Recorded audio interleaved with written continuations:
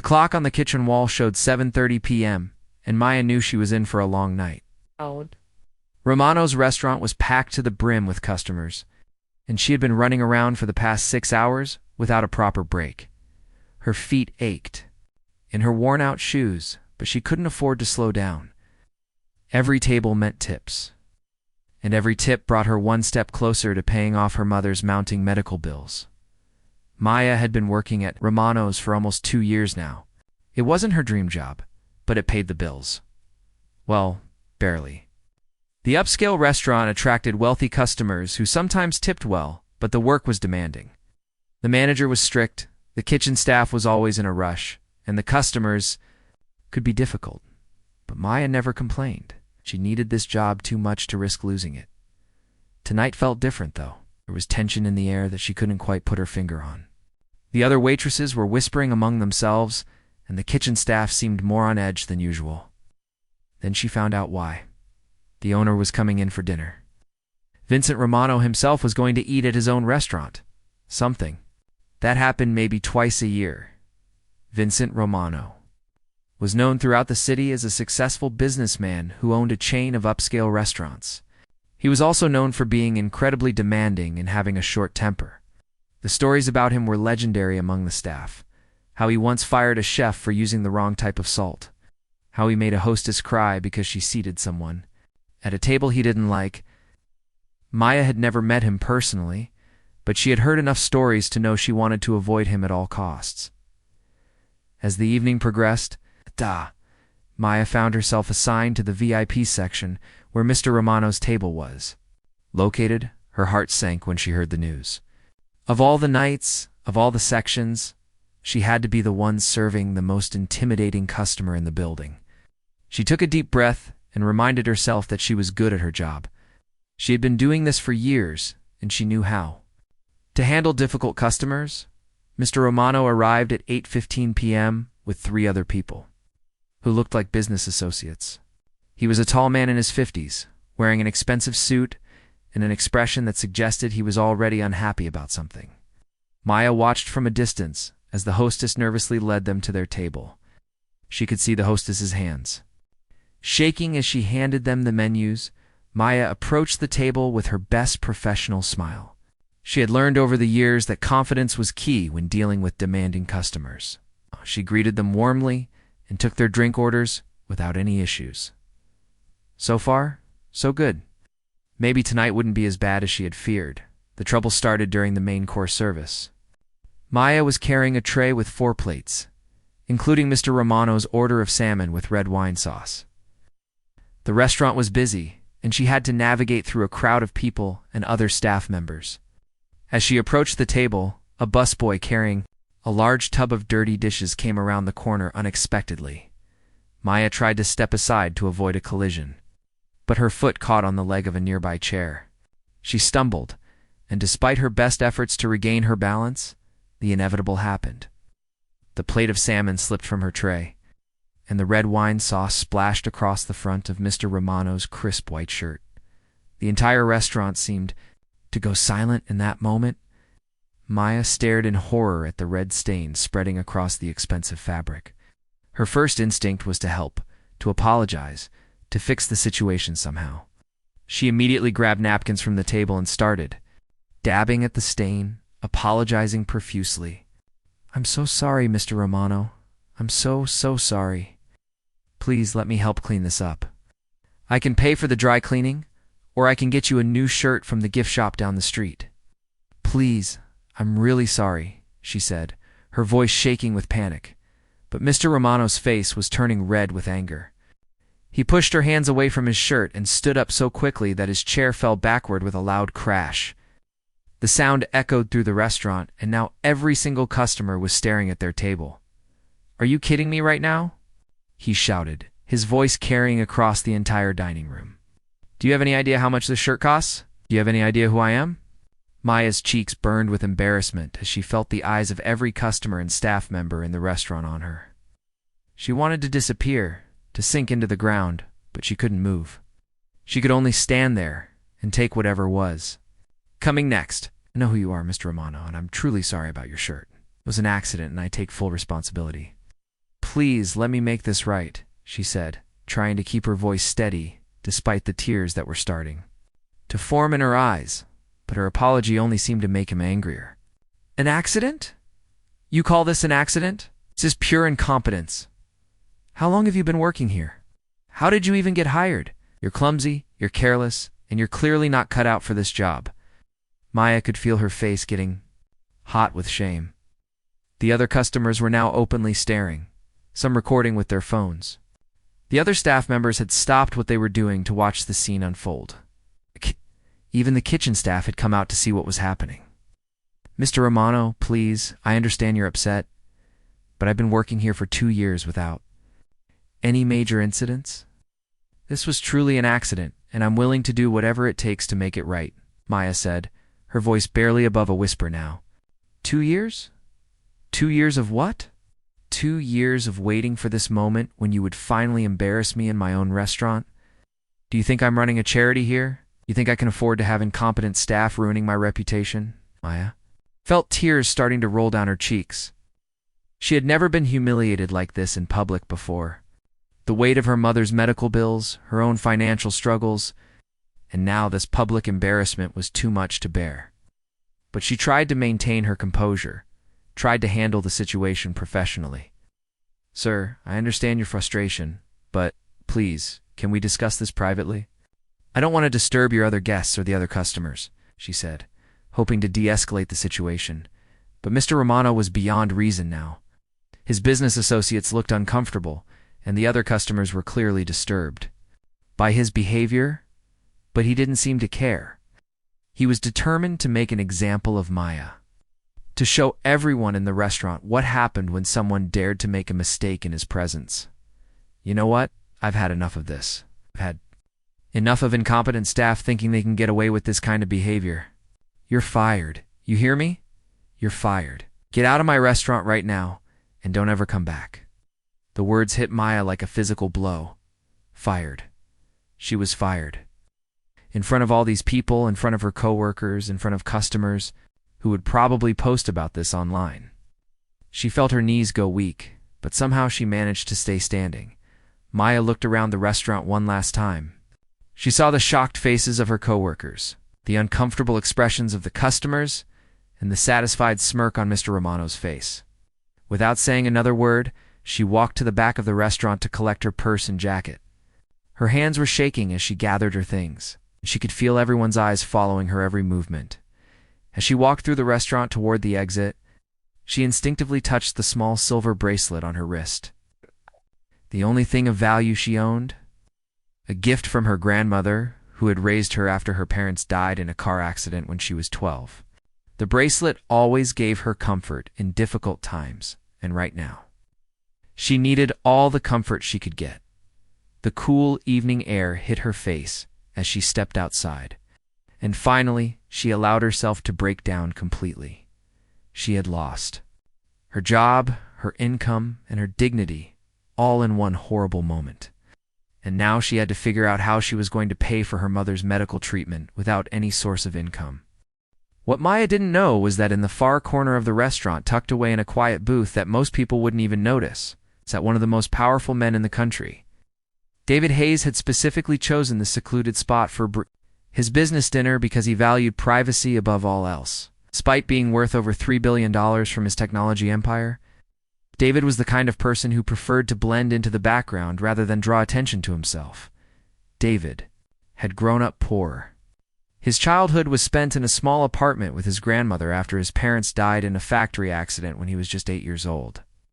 His grandmother, Alina, had worked 3 jobs to keep food on the table and a roof over their heads.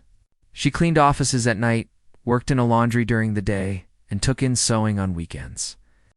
David remembered watching her count pennies at the kitchen table, trying to figure out how to pay the rent each month.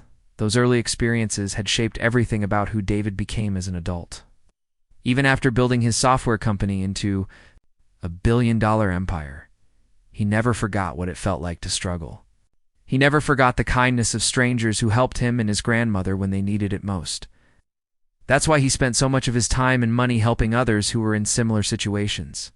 Tonight, David was meeting with the head of a major charity organization, to discuss a new program that would provide job training for people in low-income communities. It was the kind of work that gave his life meaning, far more than any business deal or profit margin ever could. He had arrived early and was reviewing the proposal documents when Vincent Romano and his group entered the restaurant. David recognized Romano immediately. Their paths had crossed at various business events over the years, though they moved in very different circles. David had heard stories about Romano's management style and his treatment of employees, but he had never witnessed it firsthand. What he was about to see would stay with him for the rest of his life. At first, David barely paid attention to what was happening across the restaurant. He was focused on his meeting and the important work they were discussing. But when Romano's voice started getting louder, David couldn't help but look up from his papers. He watched as the situation escalated. As the young waitress tried desperately to apologize and make things right, David felt his stomach turn as Romano continued to berate the girl in front of the entire restaurant. This wasn't just a boss giving an employee feedback or even firing someone for poor performance. This was public humiliation, plain and simple. David had seen enough workplace harassment in his years in business to recognize it when he saw it. The young woman's dignity in the face of such cruel treatment impressed David. Despite being embarrassed and clearly upset, she maintained her composure. She apologized sincerely, offered to make things right, and tried to handle the situation professionally, even as Romano continued to attack her. Character in front of everyone, David found himself getting angrier by the minute. He thought about his grandmother, Alina, who had worked in restaurants just like this one. He thought about how she had been treated by some employers over the years, how she had come home crying after particularly difficult days, but had to go back the next morning because they needed the money. When Romano finally screamed that the waitress was fired and told her to get out, David felt something inside him snap. This wasn't just wrong, it was cruel and unnecessary. The accident with the sauce was clearly unintentional, and the girl had handled herself with more grace than Romano deserved. As the young woman walked past David's table toward the exit, something caught his eye that made his heart stop. On her wrist was a silver bracelet that looked remarkably familiar. David's breath caught in his throat as he got a closer look at the intricate design. The bracelet featured delicate roses intertwined with thorns, and even from a distance he could see there was an engraving on it. David's hands began to shake as memories came flooding back. His grandmother Alina had told him countless stories about a bracelet just like this one. It had belonged to her younger sister Rosa, who had disappeared during World War II when their family was forced to flee their home country. Alina had carried the guilt of losing her sister for the rest of her life, always wondering what had happened to her, always hoping that somehow she had survived. Alina had described the bracelet in perfect detail many times over the years. She said it was made by their grandmother, who was known in their village for her jewelry-making skills. The roses represented hope and beauty, while the thorns represented the struggles they would face in life. Each bracelet was unique, made specifically for one person. And Elena's sister Rosa had never taken hers off. According to Elena's stories, Rosa had been just 19 when they were separated during the chaos of the war. Elena had been forced onto one transport, Rosa onto another, and that was the last time they saw each other. Alina had spent the rest of her life wondering if Rosa had made it to safety, if she had started a family, if she had ever thought about the sister she had left behind. David stared at the bracelet on the young woman's wrist, his mind racing. Could this really be the same bracelet? Could this girl somehow be connected to his long-lost Tante Rosa? The odds seemed impossible, but the bracelet was so distinctive, so unique, that he couldn't dismiss the possibility. He watched as the young woman sat in her car in the parking lot, clearly upset about what had just happened. David knew he had to talk to her. He had to find out about that bracelet, but he also knew he had to be careful. She was already having the worst night of her life, and the last thing she needed was a stranger bothering her with strange questions. About her jewelry, David quickly wrapped up his business meeting, apologizing to his colleague and promising to continue their discussion the next day. His mind was completely focused on the young woman in the parking lot and the bracelet that might hold the key to a family mystery that had haunted his grandmother for decades. As David made his way toward the exit, he thought about how Alina used to sit by the window in the evenings, looking out at the street as if she was waiting for someone to come walking up the path. She never said it directly, but David always knew she was hoping that someday her sister Rosa would find her way back to her. Alina had passed away 5 years ago, taking with her all the unanswered questions about what had happened to Rosa. David had always wished he could have done more to help her find closure, to help her discover what had become of the sister she loved so much. Now, standing in the parking lot of a restaurant, looking at a young woman wearing what might be Rosa's bracelet, David felt like he might finally have a chance to solve the mystery that had defined so much of his grandmother's life. But even beyond the family connection he hoped to discover, David felt compelled to help this young woman who had been treated so unfairly. Regardless of whether she was related to him or not, she deserved better than what had happened to her tonight. She deserved someone to stand up for her, someone to show her that not all wealthy business owners were like Vincent Romano.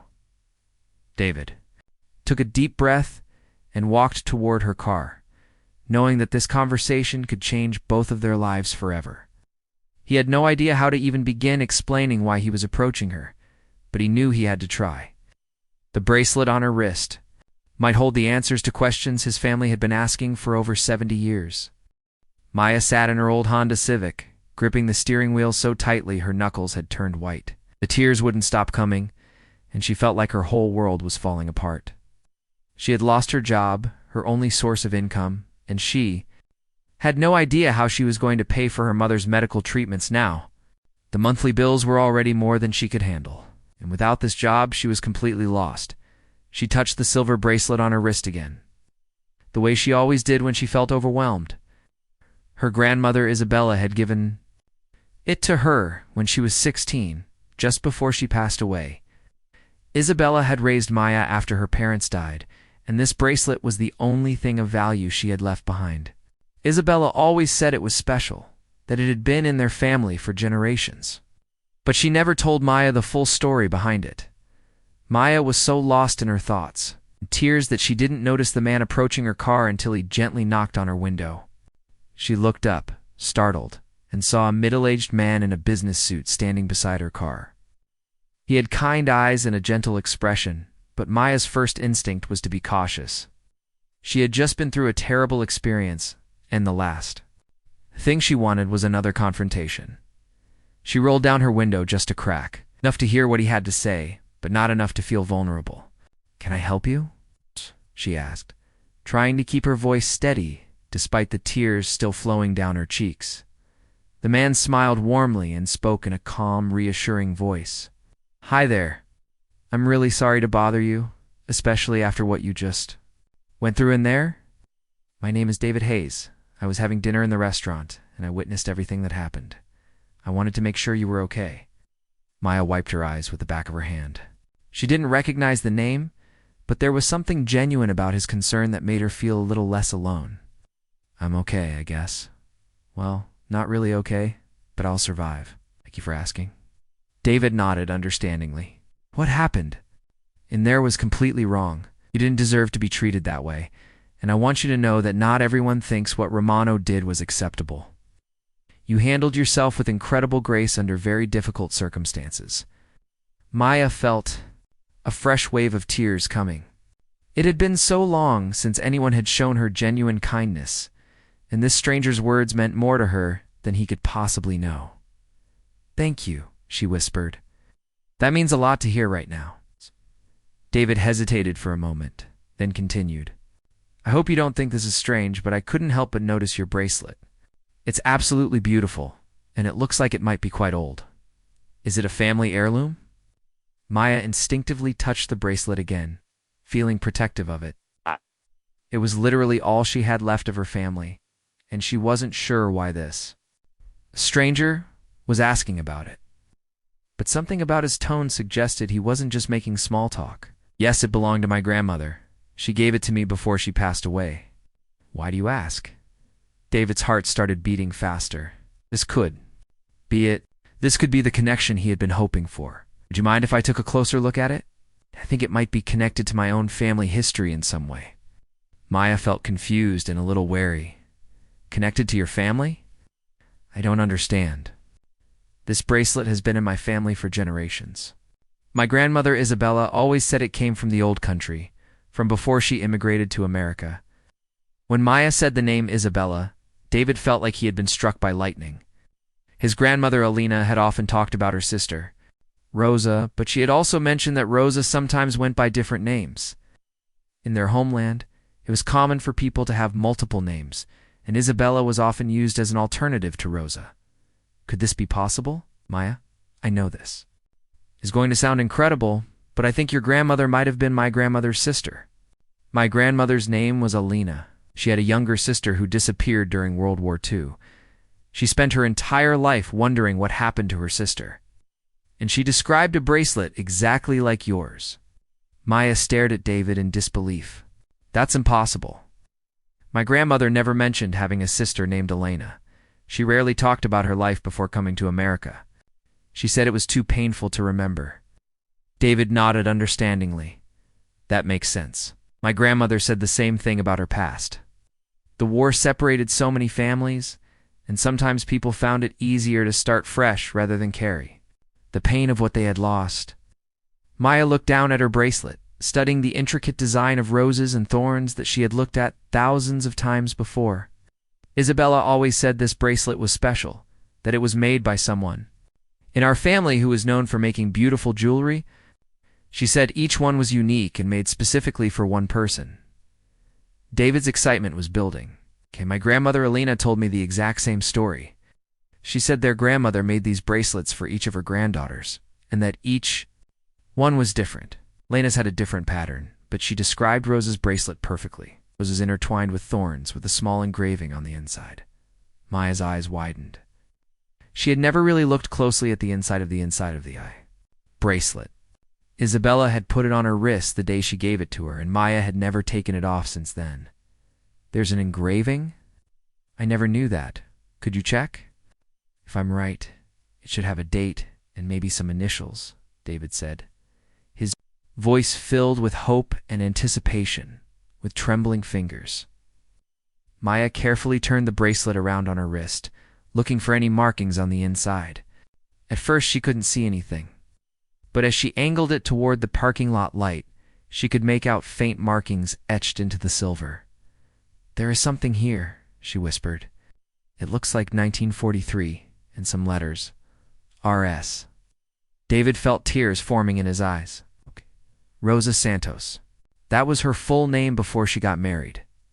Maya, I think you might be my second cousin. I think your grandmother Isabella was actually Rosa, Elena's sister who disappeared during the war. Maya sat in stunned silence, trying to process what David was telling her. Could it really be true? Could she actually have family she never knew about? But if that's true, why didn't she ever tell me? Why didn't she try to find Alina? I think she was protecting herself and protecting you. David said gently. War trauma affects people in different ways. Some people cope by talking about their experiences. Others cope by trying to forget. It sounds like your grandmother chose to build a new life and leave the painful memories behind. Maya thought about all the times Isabella had seemed sad for. No apparent reason, all the times she had stared off into the distance as if she was remembering something from long ago. Maya had always assumed it was just the normal sadness that comes with growing old. But now she wondered if Isabella had been thinking about the sister she had left behind. If this is true, if we really are family, then you're telling me I'm not alone in the world, Maya said, her voice barely above a whisper. David smiled warmly. You're definitely not alone. And regardless of whether we're related or not, I want to help you. What happened to you tonight was wrong, and you deserve better. Maya felt overwhelmed by emotion. In the span of a few hours, she had lost her job and possibly found a family she never knew existed. I don't know what to say. This is all so much to take in. I understand completely, David said. Would you be willing to meet with me tomorrow? I have some old family photos and documents that might help us figure out if we're really related. And even if we're not, I'd still like to help you get back on your feet after what happened tonight. Maya nodded slowly. For the first time all evening, she felt a glimmer of hope. Maybe this horrible night was actually the beginning of something better. Maybe losing her job was going to lead her to something she had been missing her whole life without even knowing it. Maya barely slept that night. She kept staring at the ceiling, thinking about everything David had told her. Could it really be true? Could she actually have family she never knew about? The bracelet felt heavier on her wrist than usual, as if it carried the weight of all the secrets her grandmother had kept. She arrived at David's office building the next morning feeling nervous and uncertain. The building was massive, made of glass and steel, and it reached so high into the sky that Maya had to crane her neck to see the top. She had never been inside such an impressive building before, and she felt out of place in her simple clothes and worn shoes. The receptionist directed her to the top floor, where David's office was located. When the elevator doors opened, Maya was amazed by what she saw. The entire floor seemed to be David's workspace, with floor-to ceiling windows that offered an incredible view of the city. But what struck her most was how warm and welcoming the space felt, despite its size and obvious expense. David greeted her with the same kindness he had shown the night before. He offered her coffee and made sure she was comfortable before they began looking at the documents he had prepared. Maya could see that he was just as nervous as she was, which somehow made her feel better. "I brought everything I could find," David said, spreading old photographs and papers across a large conference table. "These are all the documents my grandmother Alina kept about our family history. She was very careful to preserve everything, hoping that someday she might be able to find Rosa again." Maya leaned forward to look at the photographs. The images were old and faded, but she could make out faces that looked surprisingly familiar. There was one photograph in particular that made her gasp. It showed two young women standing together, their arms around each other's shoulders, both wearing similar silver bracelets. "That's Alina on the left," David explained, pointing to the taller of the two women. "And that's Rosa on the right. This was taken just a few months before they were separated." Maya stared at the photograph, her heart racing.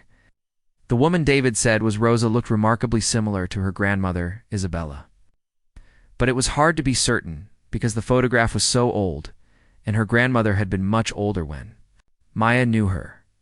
David showed her another document, this one written in a language Maya didn't recognize.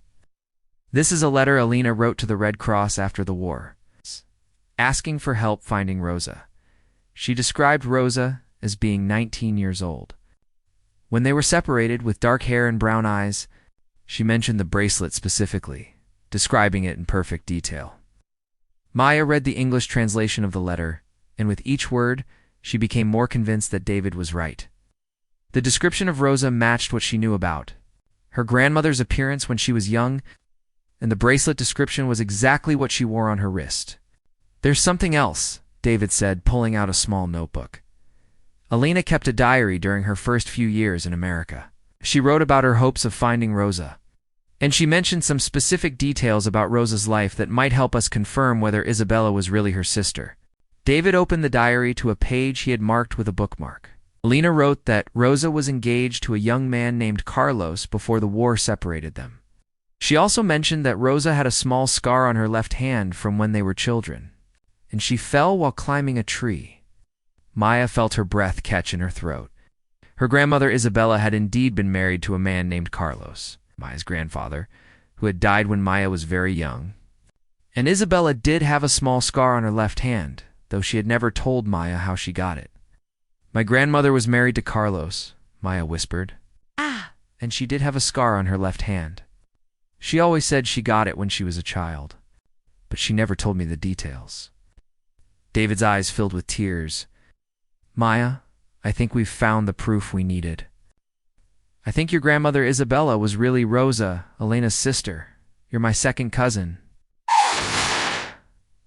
Maya sat back in her chair, overwhelmed by the reality of what they had discovered. She wasn't alone in the world after all. She had family, real family. And not just any family, but someone who clearly cared about her and wanted to help her. "But why didn't she ever try to find Alina?" Maya asked. "If they were sisters, why didn't she want to reconnect?" David thought carefully before answering. "I think the war changed her in ways we can't fully understand. Alina told me that Rosa was very young when they were separated, just 19. She probably thought Alina was dead, just like Alina thought Rosa was dead. And sometimes, when people have been through terrible trauma, They find it easier to start completely over rather than revisit the painful past. Maya nodded, thinking about her grandmother's personality. Isabella had always been a private person who didn't like to talk about difficult things. She focused on moving forward, on building a better life for her family, rather than dwelling on what had been lost. Elena never stopped looking for Rosa, David continued. Right up until the day she died, she held on to hope that her sister had survived and that someday they would find each other again. She would have been so happy to know that Rosa had made it to America, that she had built a family, and that she had lived a long life. Maya felt tears streaming down her face as she thought about the two sisters who had spent their entire lives missing each other, never knowing that they had both survived and built new lives in the same country. It was heartbreaking and beautiful at the same time. I wish they could have found each other, Maya said. I wish Isabella could have known that Elena was looking for her all those years. In a way, they did find each other, David said gently. Russ. Through you wearing that bracelet and me being in the right place at the right time to see it, I think Elena would say that this was meant to happen. Maya looked around David's impressive office and thought about the difference in their circumstances.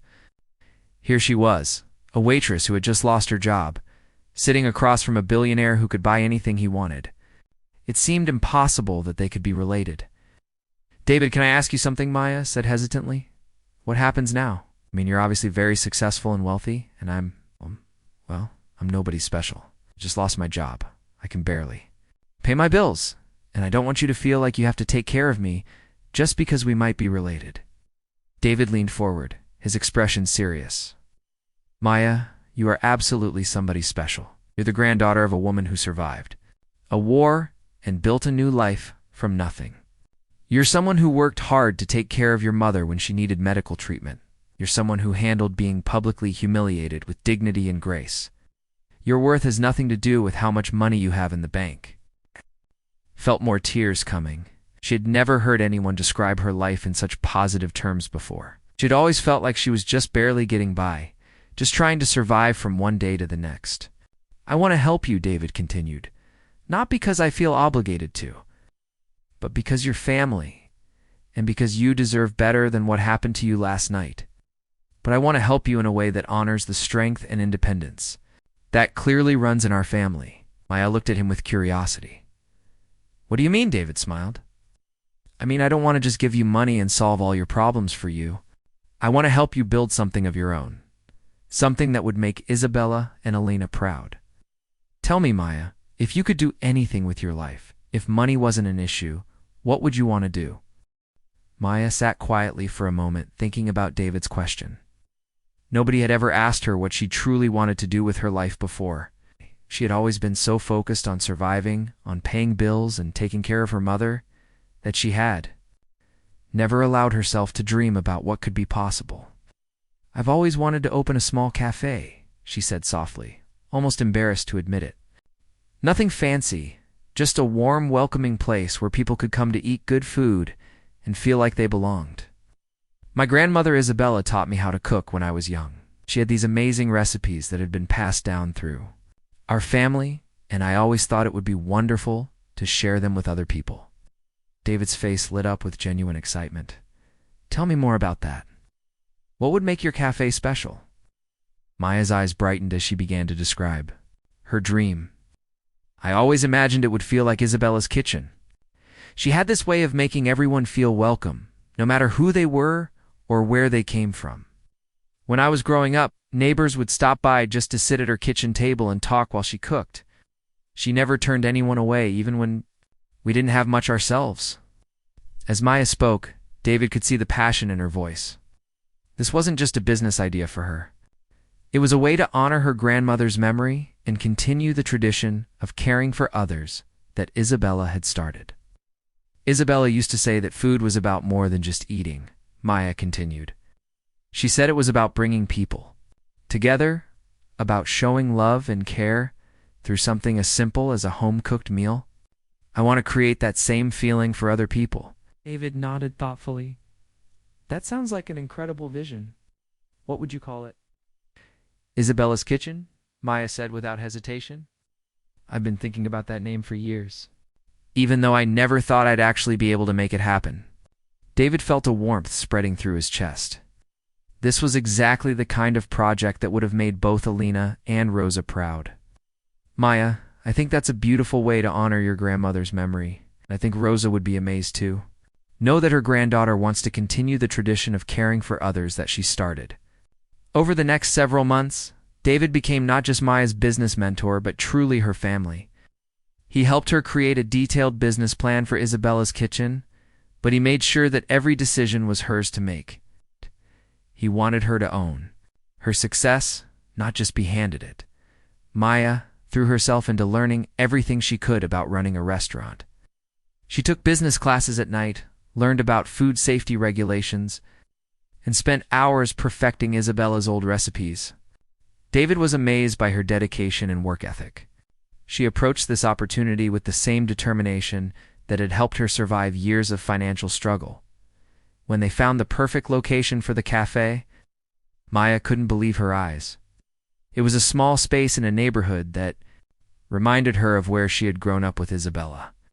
The building needed work, but it had huge windows that let in beautiful natural light and a kitchen that would be perfect for the kind of cooking Maya wanted to do.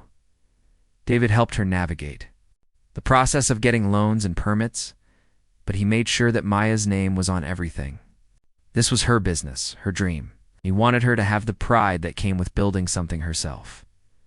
As opening day approached, Maya felt nervous but excited. She had worked harder than she had ever worked in her life, but she had also never felt more fulfilled.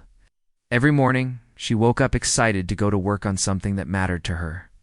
The grand opening of Isabella's kitchen was more successful than Maya had ever dared to hope. Word had spread through the neighborhood about the new cafe and the story behind it. David had quietly arranged for some local food bloggers to visit, and their reviews brought even more customers. But what made Maya happiest wasn't the number of customers or the positive reviews.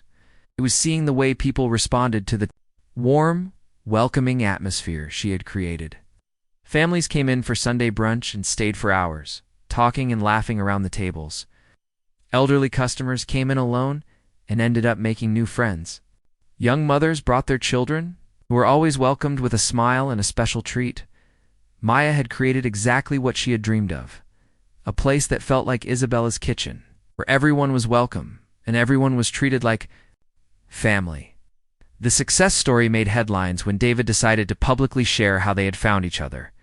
The story of two families separated by war and reunited by a silver bracelet captured people's imagination. News outlets picked up the story, and soon people from all over the city were coming to Isabella's kitchen not just for the food, to be part of something special. Meanwhile, Vincent Romano's restaurant empire was struggling. The video of him humiliating Maya had gone viral on social media, and customers were boycotting his establishments. His own employees were quitting, saying they didn't want to work for someone who treated people so badly. Romano was learning the hard way that how you treat people matters, especially in a business built on customer service. About 6 months after Isabella's kitchen opened, Romano showed up at the cafe. Maya was in the kitchen when one of her employees told her that he was asking to speak with her. Maya's first instinct was to refuse, but she decided to face him. She was no longer the scared, financially desperate waitress he had humiliated. She was a successful business owner with a loving family and a bright future. Romano looked uncomfortable and older than Maya remembered. The stress of his failing businesses and damaged reputation had clearly taken a toll on him. Maya, I wanted to apologize for how I treated you that night. It was wrong, and I've regretted it every day since then.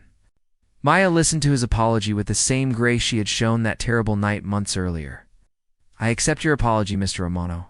I hope you've learned something from this experience. Romano then surprised her by offering her a management position at one of his restaurants, promising her a large salary and full control over operations. You clearly know how to run a successful restaurant, he said. I could use someone with your skills and integrity. Maya smiled politely but shook her head. Thank you for the offer, but I'm exactly where I belong. Isabella's kitchen isn't just my job. It's my purpose. It's my way of honoring my grandmother and taking care of my community. After Romano left, Maya stood in her cafe, looking around at the busy tables filled with happy customers. The silver bracelet on her wrist caught the afternoon sunlight streaming through the windows. And for a moment, she could almost feel Isabella's presence with her. David arrived for his usual afternoon coffee, a tradition they had started during the planning phase of the restaurant. As he sat at his favorite table, Maya brought him his coffee and sat down across from him. "You know what the best part of all this is?" Maya said, gesturing around the bustling cafe. "What's that?" David asked, though. He could see the contentment in her eyes. Isabella and Alina both spent their lives taking care of other people, even when they didn't have much themselves. Now we're doing the same thing together. They may never have found each other, but their love for family and their dedication to helping others lives on through us. David raised his coffee cup in a toast. To Isabella and Alina, and to the bracelet that brought us together. Maya touched her bracelet and smiled. And to second chances, family, and the power of never giving up on your dreams. As the afternoon sun continued to shine through the windows of Isabella's kitchen, Maya knew that her grandmother would be proud. She had taken the worst night of her life and turned it into the beginning of everything she had ever wanted. And best of all, she had discovered that she was never really alone. Family, she had learned, has a way of finding you when you need it most.